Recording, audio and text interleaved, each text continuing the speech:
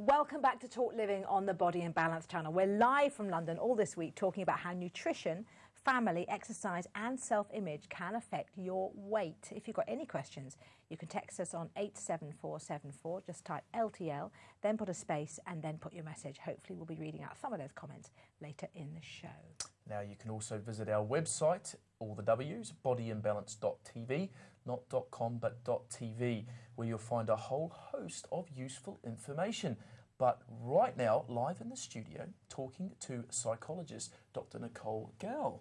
Now, you're an eating disorder specialist. Indeed. I suppose the big question for those who perhaps don't have a lot of experience of this is, how would you know if a member of your family or somebody you knew had an eating disorder? Are there certain telltale signs? There are absolutely certain telltale signs.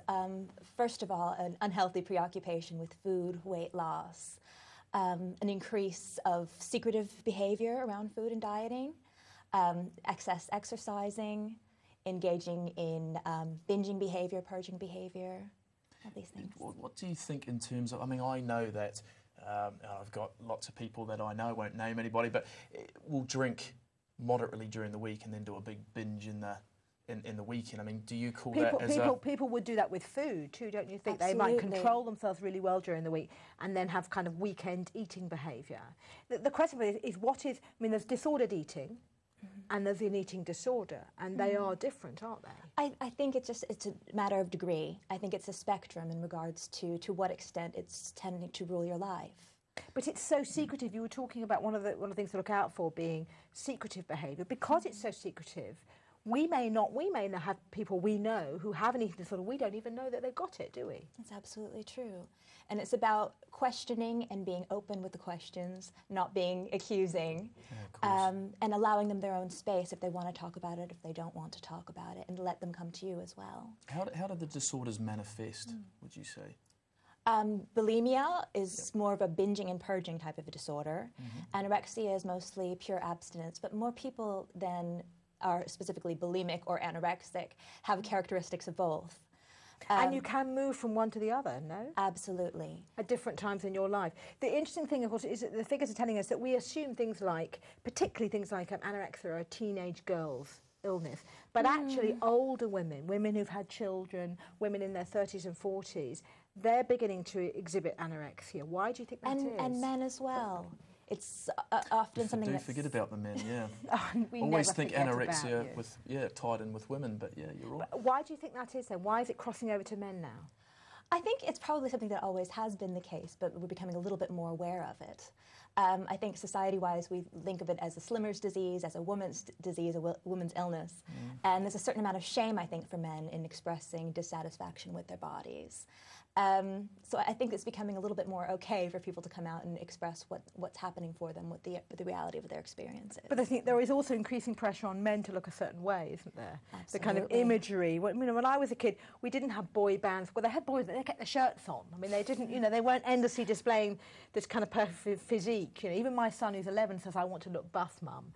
And I'm a bit, blimey, okay, he's only 11. It's also interesting on television, a lot of, well, I know the generation below me, boys are wearing makeup, and they've got these, they're really looking after their image, and yeah, I can imagine that the pressures are on them in order to keep the weight off. Well, to bring it back to women for a minute, obviously it's known as the slimmer's disease, anorexia, and bulimia can be an effort to keep your weight under control. But is there a more fundamental issue at work here than simply wanting to be a size 10? Always. Always. The thing that I always say to people, and they're always so surprised, is that eating disorders are not about the food. The food is a symptom, the food is a manifestation of issues of anxiety, issues of control, issues of difficulty living their lives, learning how to be in the world, basically. Is it a cry for help? It can be. It can be for some people. Because at its most fundamental, anorexia is a kind of hunger strike, isn't it? A refusal to eat. But I suppose I should correct myself when I say cry for help, because I don't want to suggest that it's something attention-seeking per se. But it's a way of speaking with the body when sometimes words can't come out. So if one of the family members does have an eating disorder, how would you suggest the other family support them if they've got something like anorexia? Most importantly, I think it's important not to make it a power struggle. You can't control somebody else's eating. Their eating disorder often is very much a reaching out for control, for their own ability to, because they're not feeling that in other areas of their lives. I think take conversations, focus off of the food, because I think we pay too much attention to that.